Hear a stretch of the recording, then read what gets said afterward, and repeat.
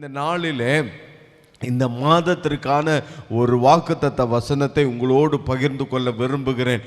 இந்த புதிய மாதத்தினுடைய முதல் நாளிலே கர்த்தருடைய சமூகத்தில் கர்த்தருடைய பிரகாரத்தில் வந்திருக்கிற உங்களுக்கு இந்த மாதத்திற்கான ஒரு புதிய ஒரு வாக்குத்தத்த வசனத்தை உங்களோடு கூட நான் பகிர்ந்து கொள்கிறேன். அது உபாகமத்தின் புஸ்தகம் 31வது அதிகாரம் 8வது வசனம். உபாகமம் 31வது அதிகாரம் 8வது வசனம். கர்த்தர் தாமே உனக்கு முன்பாக போகிறவர், அவர் உன்னோடு இருப்பார், அவர் உன்னை விட்டு விலகுவதுமில்லை, உன்னை கைவிடுவதுமில்லை, நீ பயப்படவும் கலங்கவும் வேண்டாம் என்று கர்த்தர் சொல்லுகிறார். ஒரு ஆமென் சொல்லுவோமா? கரங்களை தட்டி ஆண்டவருக்கு நன்றி செலுத்துவோமா? ஆண்டவர் சொல்லுகிறார், கர்த்தர் தாமே உனக்கு முன்பாக போகிறவர்.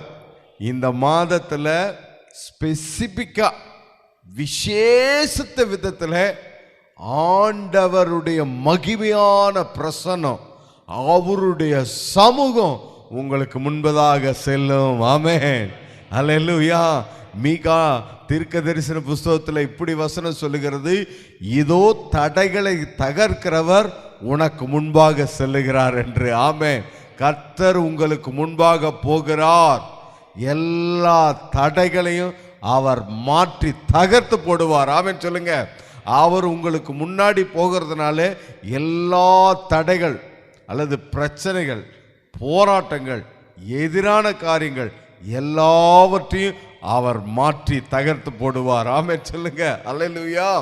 அப்ப பள்ளங்கள் எல்லாம் நிரப்பப்படும், கரடு முரடானவைகள் எல்லாம் சரியாக்கப்படும், கோணலானவைகள் எல்லாம் செவ்வையாக்கப்படும். அது தண்ணீர், அது ஆறுகள், அது அக்கினி, இவைகளின் ஊடாக நடந்து போற மாதிரி இருந்தாலும் கர்த்தர் உங்களுக்கு முன்னாடி போவார். ஆமென் சொல்லுங்க. அல்லேலூயா.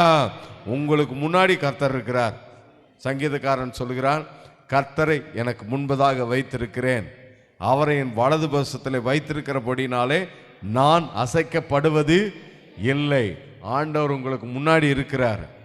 அப்போ உங்களை ஏதாவது வரணும், டச் பண்ணணும் அப்படின்னா அவரை தாண்டி தான் வரணும். அவரை தாண்டி உங்களுக்கு நன்மை தான் வரும், தீமை வராது. ஆமென் சொல்லுங்க. ஆண்டவருடைய சமூகம் உங்களுக்கு முன்னாடி போகுது. ஏதோ பிரச்சனை, ஏதோ செய்ய வேண்டிய காரியம், இதெல்லாம் எதுவாக இருந்தாலும் கவலைப்படாதீங்க, கர்த்தர் முன்னாடி போறார், அவர் போய் பார்த்துக்குவார். ஆமென் சொல்லுங்க.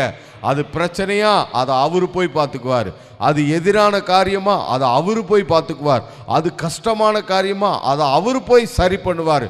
நீங்க யோசிக்கவோ, கவலைப்படவோ, பயப்படவோ, குழப்பம் அடையவோ தேவையே இல்லை, அவர் பார்த்துக்குவார். அப்பா எல்லாத்தையும் பார்த்துக்குவார். ஆமென், அல்லேலூயா. சரி, ரெண்டாவது வார்த்தை பாருங்க, அவர் உன்னோடு கூட இருப்பார். அவர் முன்னாடி போகிறவர் தான். ஏப்பா நான் முன்னாடி போறேன், நீ வந்து சேர்ந்துருப்பா, அப்படி ஆண்டவர் விட்டுட்டு போல. அவருடைய சமூகம் முன்னாடி போகுது, அவருடைய வார்த்தை உங்களுக்கு முன்னாடி போகுது, அதனோடு கூட அவர் உங்க கூட இருக்கிறார். ஒரு ஆமென் சொல்லுங்க. அவர் உங்க கூட இருக்கிறார். செப்பனியா தீர்க்க தரிசன புஸ்தகம் இப்படி சொல்லுகிறது, இஸ்ரவேலின் தேவனாகிய கர்த்தர் உன் நடுவில் இருக்கிறார், இனி நீ தீங்கை காண்பது இல்லை என்று. அப்ப கர்த்தர் உங்க கூட இருக்கிறதுனால நீங்க எதை பார்க்க மாட்டீங்க? தீமைய பார்க்க மாட்டீங்க. குறிப்பா இந்த மாசத்துல வருகிற நாட்கள்ல எதை பார்க்க மாட்டீங்க? தீமையை பார்க்க மாட்டீங்க. அந்த தீமை கஷ்டமாக இருந்தாலும், நஷ்டமாக இருந்தாலும், அது வியாதியாக இருந்தாலும், அது கடனாக இருந்தாலும், எதையுமே நீங்கள் என்ன செய்ய மாட்டீங்க? பார்க்க மாட்டீங்க. அப்போ தீமையை பார்க்கலன்னா அப்போ வேற என்னத்தை பார்ப்போம்? நன்மையை தான் பார்ப்போம். ஆமென் சொல்லுங்க. அப்போ உங்களுக்கு நன்மை இருக்கிறது. ஆமென். கர்த்தர் உங்க கூட இருக்கிறதுனால நன்மை. ஆமாங்க, கல்யாண வீட்டில் காணா ஊரில் தீமை மாதிரி ரசக்குறைவு விட்டது, ஆனால் கர்த்தர் கூட இருந்ததுனால நன்மையாயிடுச்சு. அப்போ உங்களுடைய துக்கம் சந்தோஷமாக மாறிடும், உங்களுடைய குறைவு நிறைவாயிரும். ஹல்லேலூயா. கர்த்தர் உங்க கூட இருக்கிறார். சரி, அதுக்கு அடுத்த வார்த்தை பாருங்க, அவர் உன்னை விட்டு விலகுவதும் இல்லை, உன்னை கைவிடுவதும் இல்லை. உன்னை விட்டு விலகுவதும் இல்லை, உன்னை கைவிடுவதும் இல்லை அப்படின்னு ஆண்டவர் சொன்னா, அந்த வார்த்தையினுடைய விளக்கம் அர்த்தம் என்னன்னா, உங்களுக்கு தேவையான பொருளாதார ஆசீர்வாதத்தை அவர் உங்களுக்கு தருகிறார் அப்படின்னு அர்த்தங்க.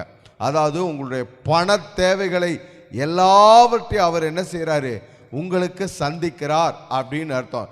இதை எங்க பார்க்கலாம்னா, எபிரேயரினுடைய நிருபத்தில் நாம் பார்க்க முடியும். கர்த்தர் உங்களுடைய பொருளாதார தேவைகளை அவர் சந்திக்கிறார். உன்னை விட்டு விலகுவதும் இல்லை, உன்னை கைவிடுவதும் இல்லை. அப்படின்னா அந்த வார்த்தையினுடைய விளக்கம், பொருள், அர்த்தம் என்னன்னா, உன்னுடைய பண தேவைகளை நான் சந்திக்கிறேன், உன்னுடைய பொருளாதார தேவைகளை நான் சந்திக்கிறேன், உன்னுடைய கையின் பிரயாசங்களை நான் ஆசீர்வதிக்கிறேன், உன் வேலையிலே, உன் தொழிலிலே, உன் வியாபாரத்திலே என்னுடைய ஆசீர்வாதம் உனக்கு உண்டாகிறது அப்படின்னு அர்த்தம். அப்ப கர்த்தர் உன்னை விட்டு விலகுவதில்லை, உன்னை கைவிடுவதும் இல்லை. அப்படின்னா ஆண்டவர் உங்க தொழிலை ஆசீர்வதிக்கிறார், உங்க வேலையை ஆசீர்வதிக்கிறார், உங்க வருமானத்தை பெருக பண்ணுகிறார். ஆமென் சொல்லுங்க. அப்படின்னா நஷ்டம் அது அங்கே இனி வர வாய்ப்பு இல்லை, குறைவு அது வர வாய்ப்பு இல்லை.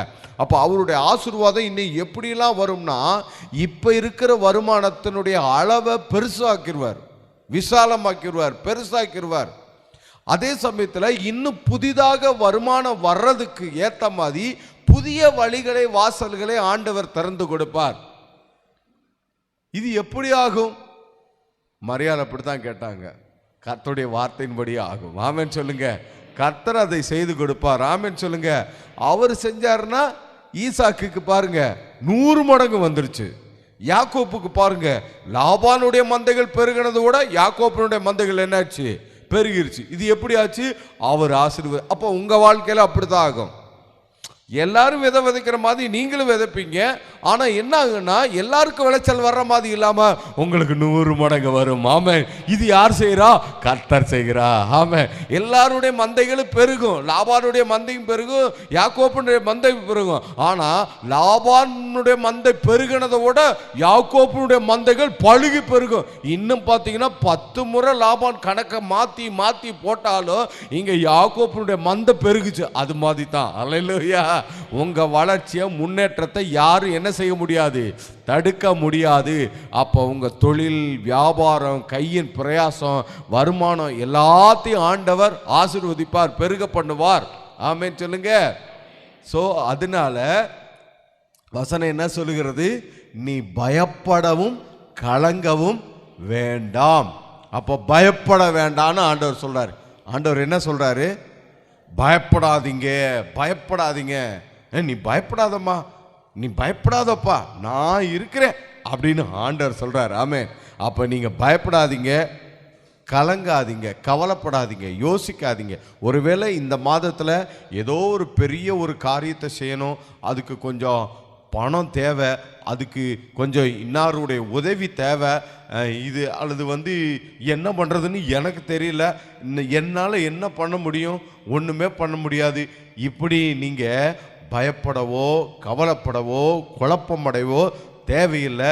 கர்த்தர் எல்லாத்தையும் செய்து முடிப்பார். ஆமென் சொல்லுங்க. ஹல்லேலூயா, ஹல்லேலூயா.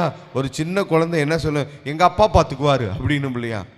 எங்கள் அப்பா பார்த்துக்குவாரு, எங்க அப்பா தெரியுமா, எங்க அப்பா வந்தாருன்னா தெரியுமா அப்படின்னு அந்த குழந்தை சொல்லும் இல்லையா? அது மாதிரி நமக்கு ஒரு அப்பா இருக்கிறாரு. ஆமென். அப்பா பார்த்துக்குவார். ஆமென் சொல்லுங்க. அல்லேலூயா. அப்பா பார்த்துக்குவார். கண்ணை மூடிட்டு ஆண்டவர் பார்த்துக்குவாரு, அவர் என்னை கைவிட மாட்டாரு என்று சொல்லி நம்பிக்கையோடு விசுவாசத்தோடு இருங்கள். ஆமென். ஆண்டவர் சொல்ற வார்த்தை உபாகமம் 31:8 கர்த்தர் தாமே உனக்கு முன்பாக போகிறவர், அவர் உன்னோடு கூட இருப்பார், அவர் உன்னை விட்டு விலகுவதும் இல்லை, உன்னை கைவிடுவதும் இல்லை, நீ பயப்படவும் கலங்கவும் வேண்டாம் என்று ஆண்டவர் சொல்லுகிறார். கைத்தாள ஓசைய ஆண்டவருக்கு நாம கொடுப்போம். கர்த்தர் நல்லவர். இந்த வசனத்தின்படியே உங்களை ஆண்டவர் நிறைவாக ஆசீர்வதிப்பாராக. ஹல்லேலூயா, ஹல்லேலூயா. எத்தனை பேர் சந்தோஷமா இருக்கிறீங்க? கர்த்தர் சொன்னா அவருடைய வார்த்தை அப்படியே நிறைவேறும். அவர் சொல்ல ஆகும், அவர் கட்டளையிட நெருக்கம். அவருடைய வார்த்தை அப்படியே நிறைவேறும். கர்த்தர் உங்கள்கிட்ட சொல்லி இருக்கிறாரு, பேசியிருக்கிறாரு. அவர் வார்த்தை உங்க வாழ்க்கையில நிறைவேறும், நிறைவேறும், நிறைவேறியே தீரும். எப்படியும் நிறைவேறி தரும். ஆமென்.